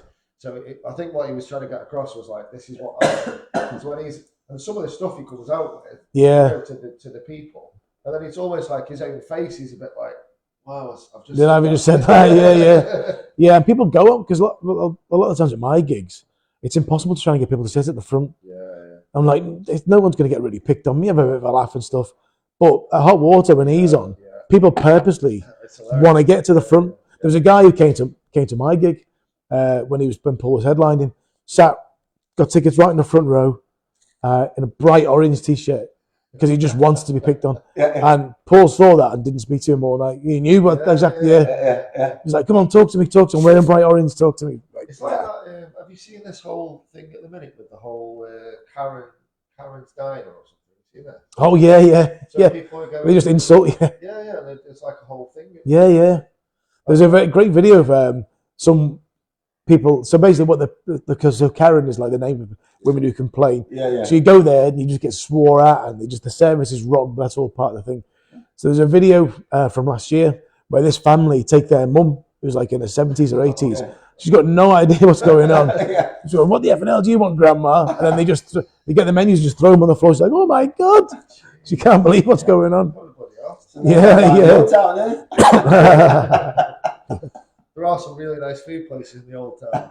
Yeah. So where do you live? You local then, aren't you? Yeah, I live Runcorn, yeah. No, I live in the old town, yeah, just 10-minute walk, yeah. And there's a lot of money being spent on. There is. Town, Well, how do you feel about it? Because I'm not from here. Yeah. I feel like it's nice. I like it. It's a nice place. I think that it's been the whole area of Halton has been totally underfunded. Yeah, it's been left it's terrible. Really. for years. Yeah, it's just a ghost town. But it's getting a lot better. I don't know what's exactly is gonna happen with the money. You know, the Unlock Runcorn thing will be amazing when that finally happens. What's that? Unlock Runcorn. Yeah. So you know all the work that's going on at the bottom there. Yeah. Some of it is basically where the canal is there. It ends there. It used to go right the way through the town and connect up with the ship canal. And it was like a shipping route as well. But then for whatever reason, in the 60s or 70s, they blocked it up. So the Bridgewater Canal ends there. Right. But they're opening that up and they're going to put a boat lift in and stuff like that. So then boats can come from wherever. Oh, that's amazing, yeah. And open up. So that'll bring more money in, more shops and bars and stuff like that. So I think it's amazing. I'm all for it. Yeah. There's a lot of negativity, and I think it's not. Don't think it's exclusive to Runcorn. Yeah. But no matter what anyone tries to do, people are there just to put it down. It's like, so a lot of the money has gone to the Brindley Theatre, which people may or may not like, but it's a hub of the community. So once they expand that a little bit, what we need is more local businesses. There's a new shop just opened up, new fruit and veg shop, all season, which is amazing. There's a butcher's been next door to that for years. Actually, I'm going to call in there today. Oh, it's brilliant. It's brilliant. And they both complement each other. So now what they've done, they've realised, because I go into the butcher's, I go in there a lot more now. I never always used to because I was working during the week, what have you. And now this fruit and veg shop's opened. So now both of them are getting more customers because people are going to the butcher's for the meat and then going next door and vice versa. So just those two shops alone, that one shop opening up, has had a knock-on effect on the butchers to the point now where so every morning, the guy, Gary Shaw, who owns the butchers, puts a menu the day up. Come in and get a piece of rump steak, and you can get some potatoes from next door or whatever. Yeah. So then, because he said, then there's Monk's Deli around the corner. The fruit and veg shop is purposely not selling stuff that they sell because they want people to come down and. So then hopefully somebody else will see that and go, right, okay, we need another type of shop. It's community, isn't it? Yeah. One of the things that bringing in we've got to mention on April the 5th and the 6th at Los Muertos, which is a tattoo parlour down in town. I'm going to be there on the 5th or the 6th. They're doing it's like a day for a suicide prevention tattoos. Okay. Semicolons. Yeah. So they're doing a big. If they've got any spaces, get in touch. Well, basically, I was talking to them about how it'll be easy because they have a policy where they say that we are happy for anybody. If you have a nail tattoo, whatever, it doesn't matter. Come in. If you want to come and sit and have a brew, then come and sit and have a brew. Okay, that's good. So that's fantastic. Yeah. So we need more places like that. Yeah. Because that opens things up. Because like you were saying before, a lot of people still are at home. They don't want to go out. Mm-hmm. So then we were talking about how awesome it would be to have something in the old town where different businesses have just like a little sticker or something that just says we are part of, like where you like a little like a friendly thing. Yeah. And that would be something cool. There's a place called Space opening up, isn't there? Space. So Casmas we went to see, Yeah. There's this they're doing yoga and stuff like that there. But it's going to be a bit more of a community downstairs. I've got that on some What's On stuff which we haven't done. Yeah. But apparently someone said, you might know Colin, Milton Jones, another great Milton comedian. Jones, yeah, he's another one line. Crazy Yeah, hair, right? yeah, Yeah, it's cool. yeah. All right. He does mock the week. Well, that's stopped now, isn't it? But he was always on that. Right. Yeah, he wears like Hawaiian shirts. And Oh, right. Yeah. You'll know if you saw him. Well, do you want to do the community? Get onto the community stuff now. Yeah, before my phone runs out, like Yeah. How much longer have we got, by the way? Are you do this all morning? No, we run till about 11, half 11. 11. Okay. No, you'll be until about 11, innit? 11. Okay. Yeah. Just I need to get to. I've got work to do. Yeah. What we could do is. I tell you what, we just look at we do what's on when we finish. Then we'll finish off. Yeah, I can go till 11. Yeah. I will. If anyone from work is watching, I'm going to make up the time later on. So don't worry.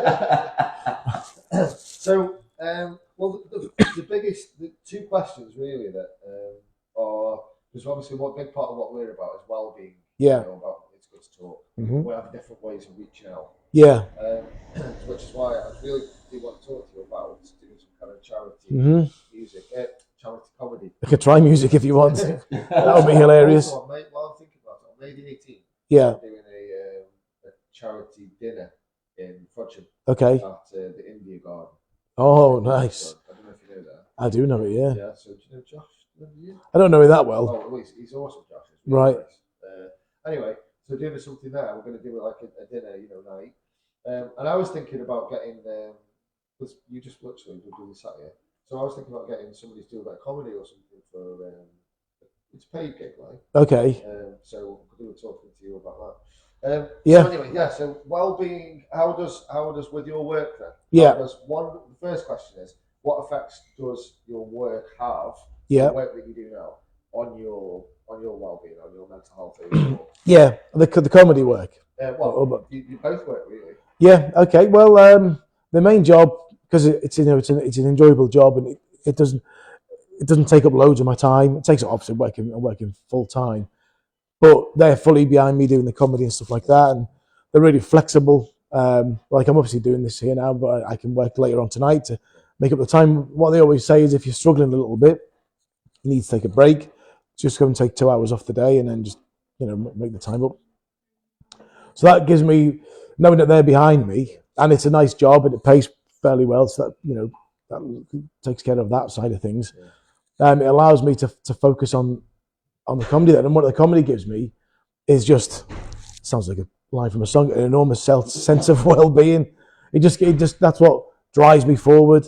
It's what gives me something to look forward to. Like tonight, I'm going to do I love doing marketing and promoting, so I come up with like different posters. I try and do I get like a movie poster, and I'll put like the little Giggleshack man's head on top of the main character, and so just that, and then just selling tickets, and just what was the question again? It's just about what effect it has on you. What effect? It's just really positive. Yeah. I always try to be positive. It always gives me something to do. I don't just sit around doing nothing. It's like, right, what can I do? I'll make a little video to promote the Giggleshack. I'll go online. I'll do something. So it just gives me like a proper sense of purpose, really. Yeah. Okay. And what about overall then? What does like the term mental health and what well-being and looking after yourself? What does it all mean to you in your life overall? So what do the terms mean to me, or what does mental health mean? Both, really. Yeah. Because obviously it's a phrase. Mental health is a phrase. It's a term. Yeah. A lot of people have negative thinking about, don't they? Yeah. What does it all mean to you, and how does it translate to your life? Well, again, I always have to try, but everyone keeps trying to come in here, don't they? I'm trying to break in. It sounds like they're breaking the door. Yeah. Press the button. There's a sign. There's a sign that says live recording in progress. Yeah. He doesn't care, does he? Obviously. Yeah.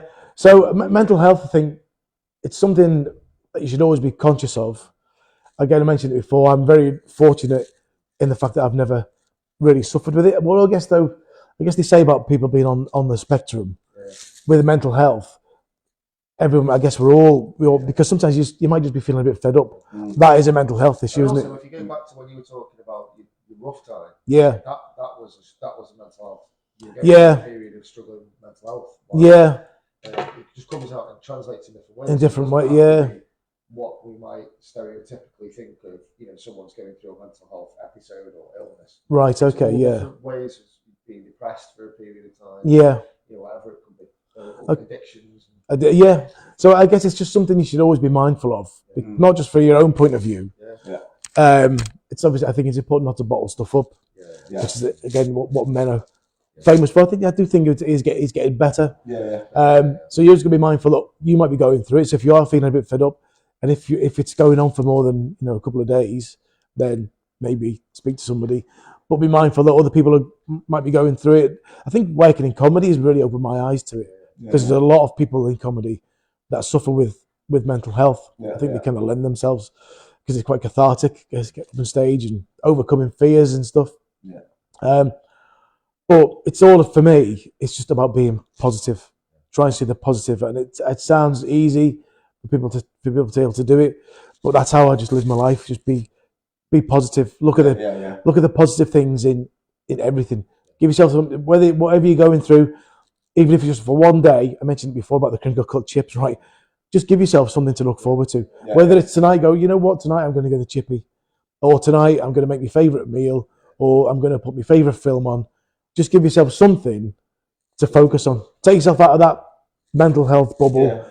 Whatever it is that's getting you down, just try and switch off for a couple of hours at least, and just focus on that, and just try and drive forward, and just speak to somebody if you are struggling. Just good speak. Advice, that, Colin, mate. Good advice. Cheers, man. Appreciate that. Really Do you want to get a quick one off there before he goes? Well, School. school, yeah. What quick one, Colin? What was school like for you? I loved it. What school Loved did you it. go to? I went to St. Chad's. Oh, Chad's. Oh, Yeah, I was rubbish at it, but I was kind of the class clown, so I loved it. I was thinking about it the other day, actually, watching Blackadder.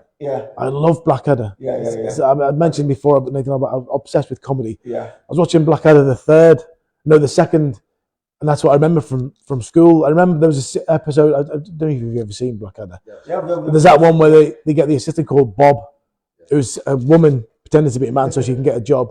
And Percy goes, "I like you, young Bob. You've got balls." I remember just sitting in an RE class one morning, and everyone was just working, started reading or whatever.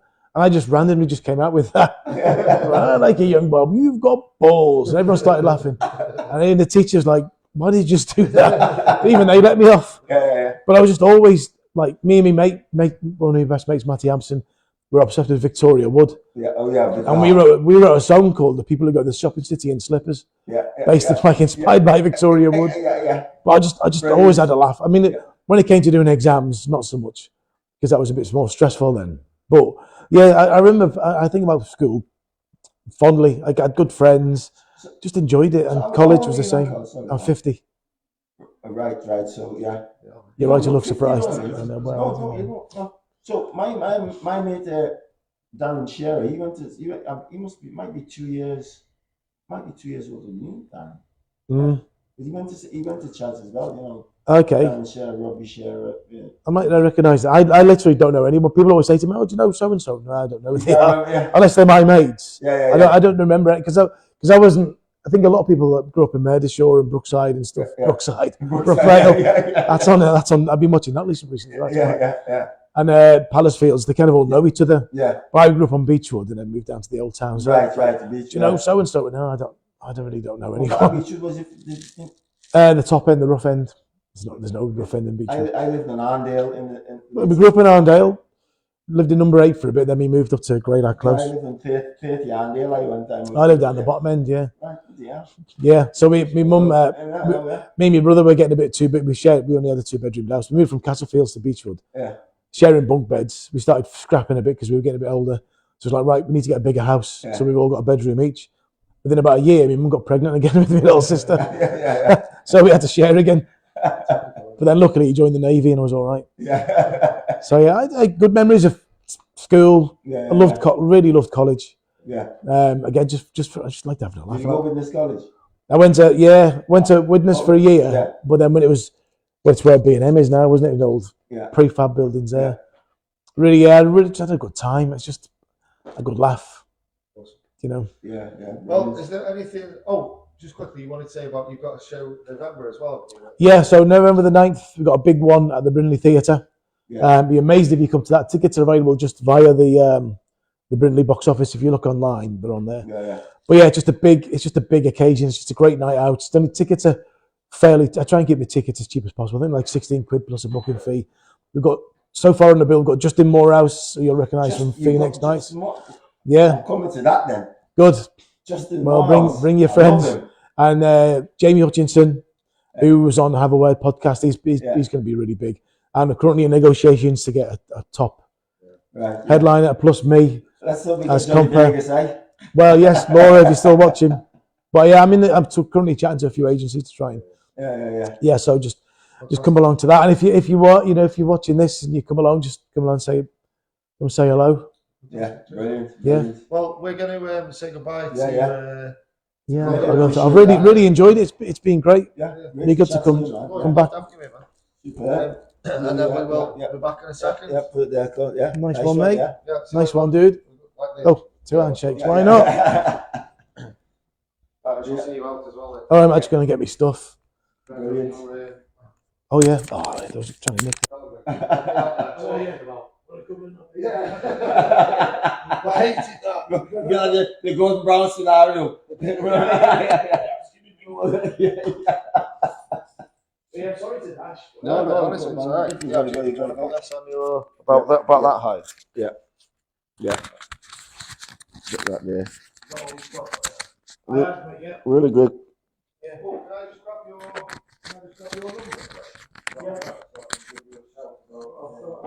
So yeah, I'm just it's still. You probably you could probably still be picked up on the mic here, so just in case, don't say anything that you shouldn't say.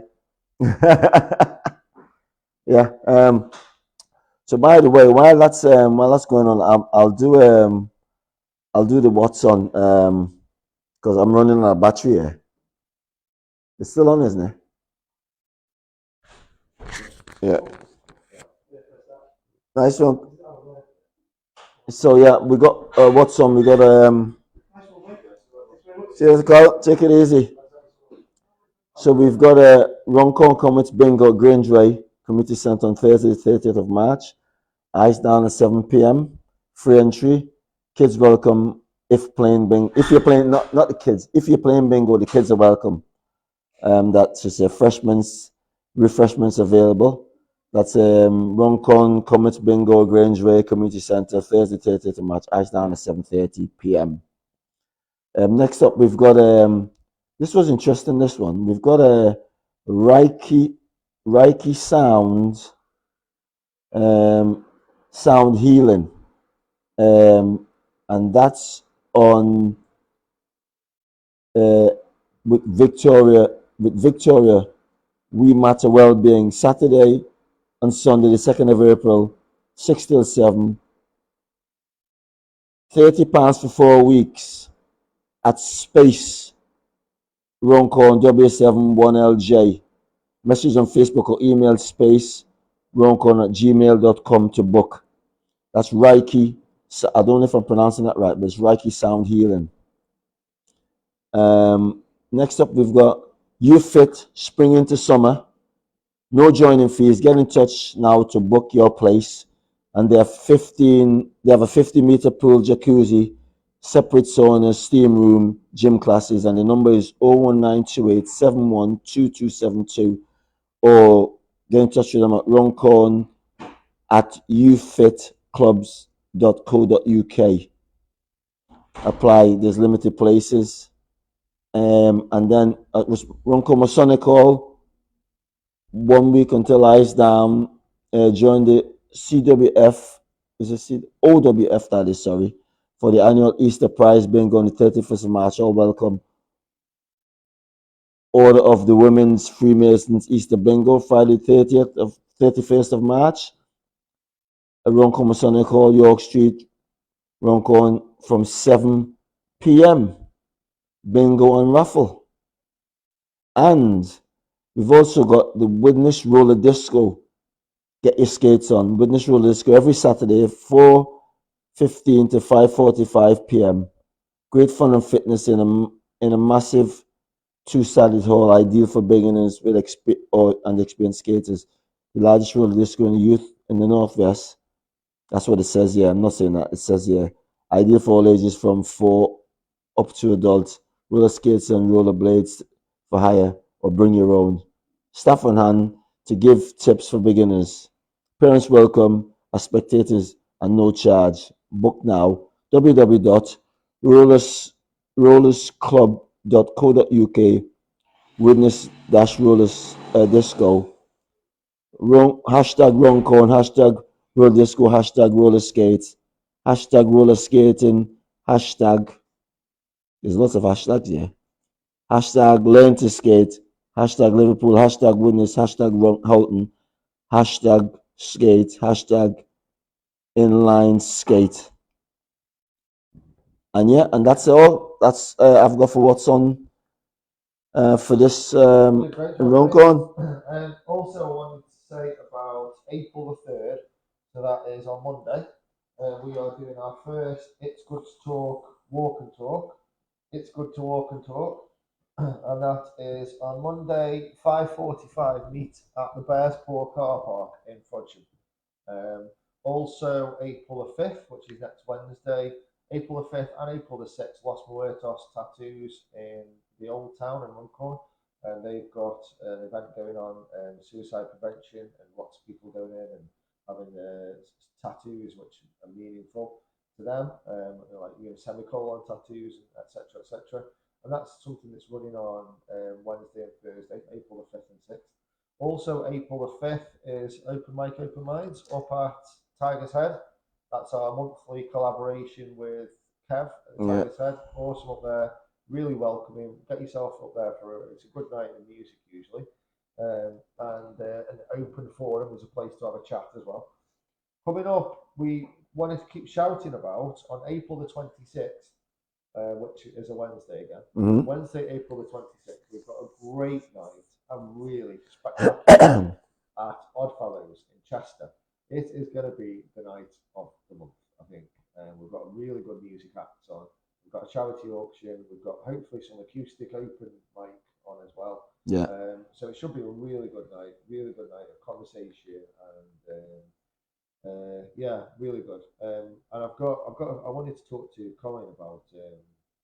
I've got like I said, a charity dinner coming up in June as well. Yeah. So yeah, there's loads of stuff coming up. So yeah, there's loads of things coming up. Patience today was the topic. Yeah. And sometimes I bet you would have be a little patient, patience. right? Yeah, let's take Someone wrote a song about that. Yeah, and I like the Guns N' Roses one. I can't say that I've heard that one. I really like that one. If you know the Guns N' Roses one, let us know. So as always, it's a bit of interaction that we ask really. So from you getting in touch with us, we're trying to push this out. Now we're getting more used to the format. Now we've had some amazing guests on over recent weeks. Everyone's been amazing, yeah. And we've got lots more coming as well. Next week we've got Louise. We've got Louise Nolte next week, yeah. Louise Nolte is actress, and also she runs the studio. The studio on Lacey Street in Widnes, yeah. Yeah, Widnes. So really looking forward to that. And everybody who meets Louise, it's like Junior. Everyone who meets Junior, everyone who meets Louise, it's like, oh yeah, I know Louise. I know Junior. That sort of thing. So really looking forward to that. Please, if you're struggling, reach out. Don't keep it to yourself. You don't have to go through it all alone. There's so many different avenues to go down. Even if, and obviously it's good to talk, get in touch with us. We don't have a phone service at the minute, and answering like where people are there all the time. It's just a small organisation at the moment. But we're always there with a listening ear. So getting in touch in whatever way that is. Come along on a Friday. We have the drop-in space here on a Friday at the Runcorn Station. And the men's group on Thursdays in Frodsham.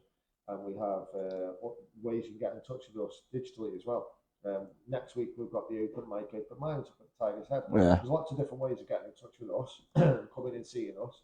But then also, if you're struggling, you can get in touch with Samaritan's Mind, are a great charity, mental health charity. You don't have to worry about the fact that you feel that you shouldn't be going through what you're going through if you're struggling. We all struggle sometimes. We all go through problems. Life is a struggle, life is a ups struggle. and downs, and it Not helps easy. when you share it. It really does help when you share it. So Samaritans, Papyrus, They're a teenage suicide prevention charity. You've got Mind, you've got Young Minds as well. All the because it doesn't when you struggle, it doesn't matter what age you are. No. All ages can struggle. Yeah, we struggling, but we still try to bring the positivity into stuff as well, isn't it? You know, Which is great, yeah. Yeah, yeah. Which is going on to this, flipping it around. So yeah. One of the things that I do a lot of is flipping something around. So it's just looking at it from another perspective. Yeah. We talked about perspective before, haven't we? Yeah.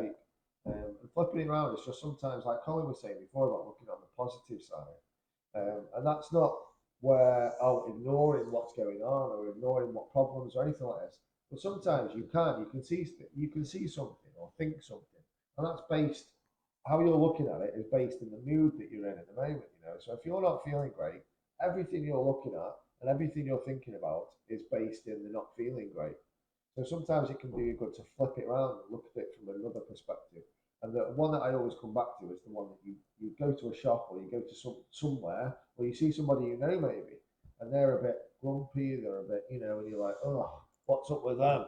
Well, maybe they're having a struggle at the moment. Maybe they're going through their own stuff, and maybe that they're really struggling to be able to just even speak to you. So sometimes we can look at things from another perspective. It just helps us to understand it a bit better. Yeah. So do you want to do? Should we do Stand By Me and then Dreams? Yeah. Let's do it. We've got loads more information and news to be bringing you as we go through. We've got loads of events coming up through the year. Got loads of events coming up through the year. With It's Good to Talk and various other things. Looking forward to all that. I dislocated my shoulder the other day, man. Pulled my shoulder out the other day. Pulled your shoulder out? Yeah. Just like you did? Yeah, just was had me hand above my head. Yeah. Doing something, man. The shoulder just popped out. Painful, man. It's still aching now. Have you done it before? Yeah. It's dislocated. Yeah, it just normally comes out to have a look now and again to see what's going on in the well and then goes back in. It's like, do you remember that movie, Lethal Weapon? Yeah. Yeah. Mel Gibson, or the character always used to dislocate his shoulder. Yeah, that's what I had to do, man. Oh, it hurts. How did you put it back in? I just had to put it back in. Just had to maneuver it. Just maneuver it. Like it pops out, and your hand you can't move. So I just got to find a way, like, and you hit when it goes back in, cracking goes back. But that's it. Just I need to go. I probably need to go and get it pinned or something like because nothing holding it in. It's painful. Yeah. Well, that's it exactly. If it was my cricket career would be over if it was my left hand. Yeah, I mean. Left arm. Are you medium fast? Yeah, I'm like. I wouldn't call it medium fast. I'm like medium slow, or medium very slow. At my age. Just about going. Yeah. Just about gets to the other end. As long as what was that quote before? It does not matter how slowly you go. Exactly. As long as you do not stop. Exactly. So you're as long as you're bowling. Yeah. And maybe sometimes as well, it's like those trick ones, where you're steaming in. Yeah. The batsman's waiting. Yeah. Ready for the fast ball. Yeah. The slow one comes, you get him out. Yeah. Well, it's happened before. Yeah. I've used that trick a few times in my long career as a cricketer. Yeah, I really enjoyed that chat with Colin. He's a great lad, Colin. Absolutely fantastic lad, and I'm glad we managed to get him on. You know what I mean? He, true to his word, he came and he did it, and it's really great. Yeah, right. So he's got something on April the 14th. Yeah. And April the 30th as well. And then November the 9th. So yeah. I've been meaning to get along. I really want to go. It's tough because I'm a working musician. Yeah. And when the Giggleshack's on, most of the time I'm gigging myself, so I never really get to go. You know what I mean? It's annoying kind of thing because I want to go, but it's just the time. In fact, I'm always doing something. You know what I mean? Maybe we should arrange together. Yeah. You have to check my diet to make sure. It's. But I really want to do. I really like the idea of doing charity night with comedy. Yeah. Doing relatively different music ones. Yeah. But I'd really like to do one with comedy night. Right. Okay. Yeah, You want, idea. You want to do this then? So, Yeah. yeah, stand by me.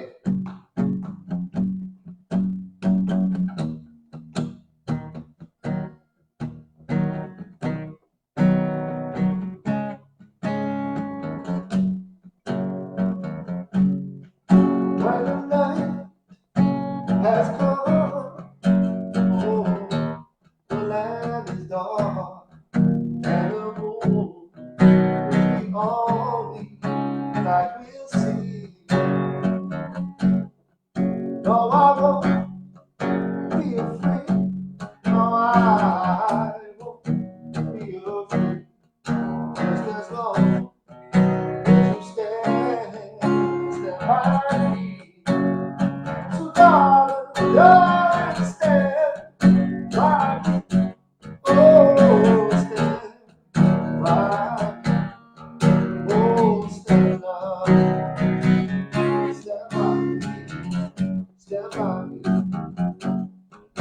Up the sky that we look upon, tumble and fall, for the mountain to crumble to the sea. I will cry, I will cry, no, I won't shed your tears, just as long as you stand by me. Darling, darling, stand by me. Oh, stand by me. Oh, stand by me. Stand by me. Stand by me.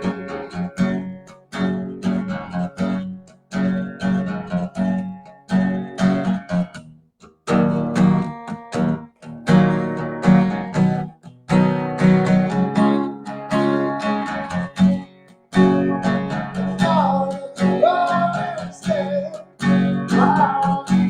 Oh, stand by me. Oh, stand by me. Stand by me. Stand by me. Now you're in trouble, but you stand by me. Oh, stand by me.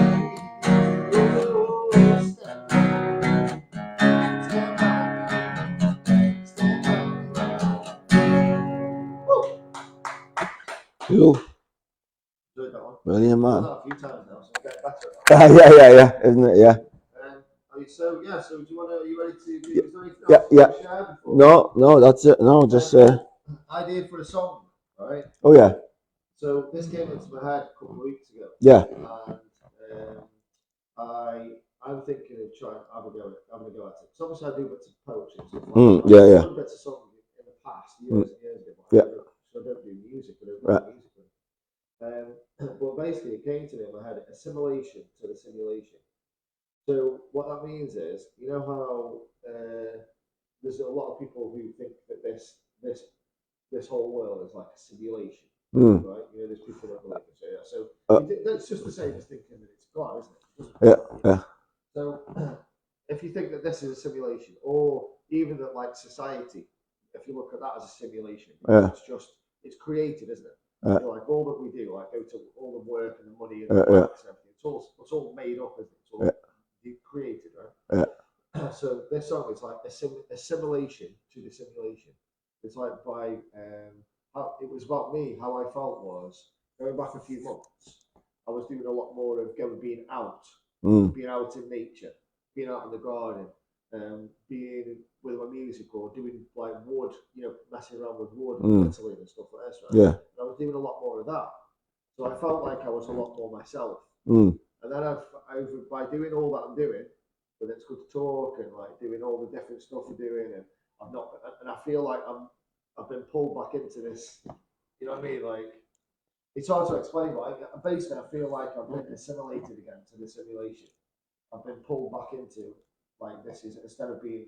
I'm not doing as much of the nature stuff as much anymore, right? So the song is, how I see it, is about like being happy doing, you know, other things away from all the buildings and the shops and all that sort of thing, and TV and all that. Yeah. But then like we keep getting pulled back to TV, movies, bars, drinking, shopping. You know what I mean? That's like the situation. So that's my sort of idea. Right, but you'll have to write that because yeah, man cannot live on bread alone. I think we're going to have to. I think with the music side, I'll go for some words and stuff. Yeah. See what comes out. Yeah. Okay, so thanks for watching. Thanks to. I got 1% left on my phone before it dies. 1%. Thanks to Colin and Havey for coming in, amazing guest. Really enjoyed that. Look out for all the stuff that we've got coming up. We've got April the 3rd, April the 26th, April the 5th, loads of events. This is myself, Nathan, and Junior. We've been getting on track together. Thank you for watching. Please get in touch, share the load. Junior's going to play us out with Dreams. Yeah.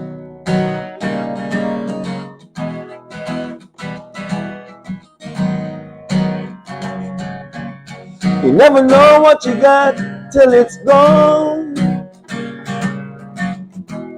and the memory lingers on. And through it all, you gotta be strong.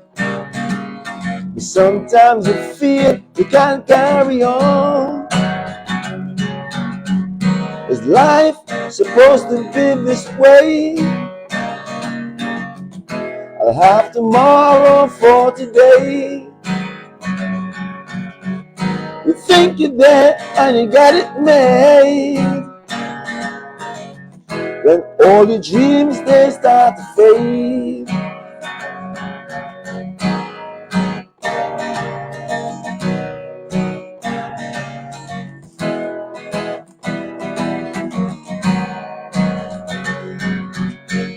And all the people that you know,